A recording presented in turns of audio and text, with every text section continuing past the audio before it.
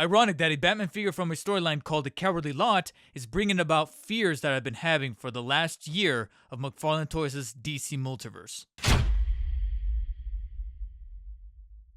Which is mildly tragic since I feel like this would have been a great opportunity to shed some more light on Jorge Jimenez's artwork, which has been kind of highlighted a little bit in most recent outings from McFarlane Toys, and it's one of the things that I really wanted to see come out of the line during its alleged last year with the DC license.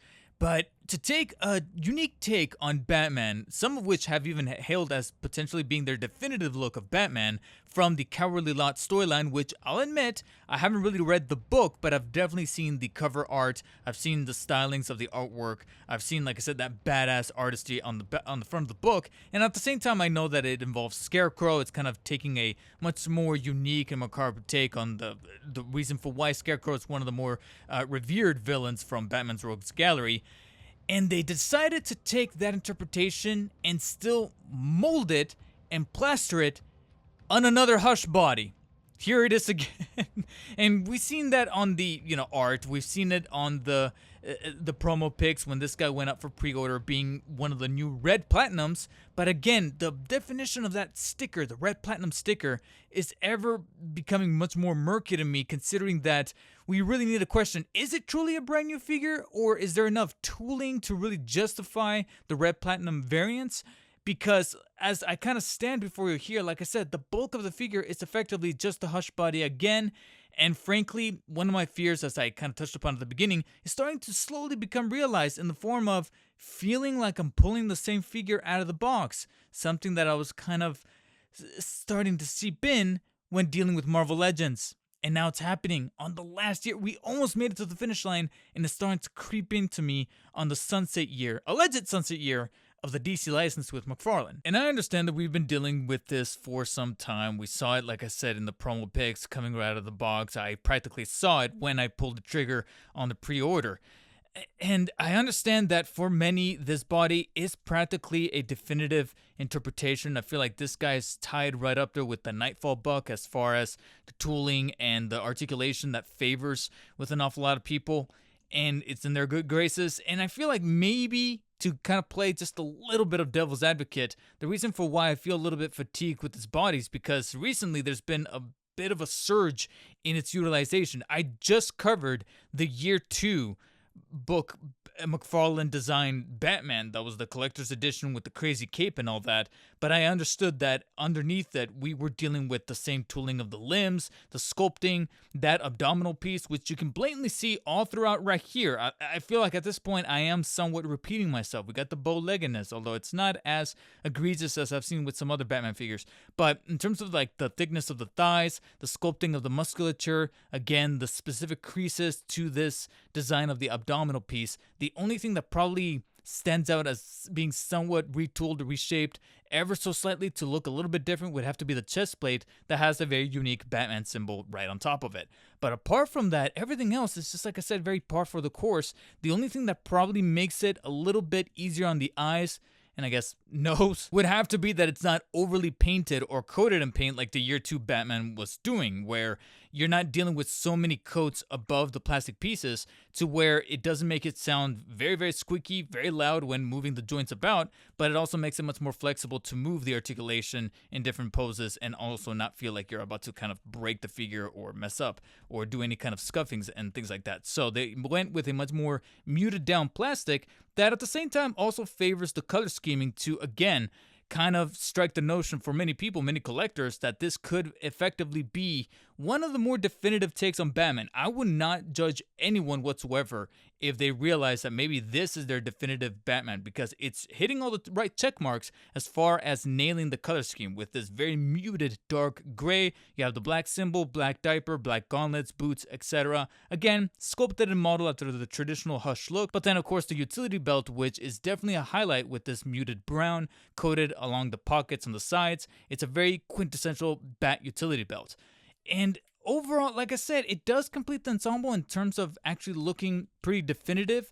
And I will give them some kudos for the head sculpt looking at least unique enough to kind of draw away a little bit of that attention. You have a grimace with scowled eyes, but again, this very specific nuanced take on the cowl that, yeah, some may argue it looks a little too traditional, but still unique enough to extract it from the Cowardly Lion design. The only little remark I have is that I'm not sure how I feel about the little red highlight on the top lip. They were probably trying to go for a comic book aesthetic, but I feel like it didn't really translate too well in figure form. It kind of makes it look like he's got really strong chapstick or even lipstick, or maybe he was kissed by the Joker because of this little highlight that it just didn't really necessarily work for me. But apart from that, the head sculpt is really nice, and I understand they tried to go for a much more tailored stance on the outer rims of the felt goods cape right here, but once again, it's not only nylon, but it's also like single plaited, so it's a little bit on the flimsier side. But again,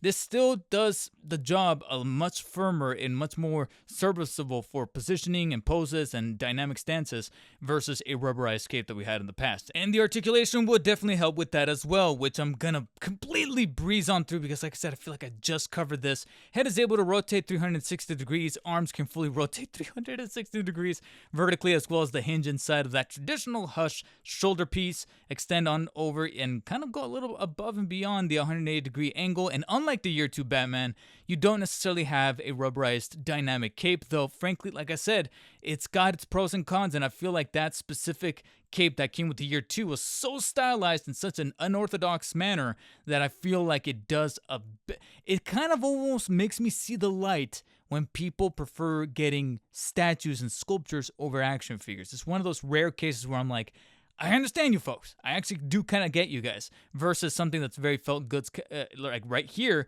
where sure you have a wired cape right here, but at the same time, there's moments where I'm going to have to spend an awful lot of time if I really want to replicate a specific panel from the Cowardly Lot, or if I want to kind of mimic it after that Year 2 cover. So, to each their own, but at the same time, I was able to see a compelling argument when it came to that Year 2. Whereas here, if you're going to go with a cape, like I said, I really wish that we can go with that traditional fabric cloth as opposed to this nylon right here. I'm just not the biggest fan of it. But I digress. The biceps are, of course, able to rotate the full 360 like they traditionally are able to do so.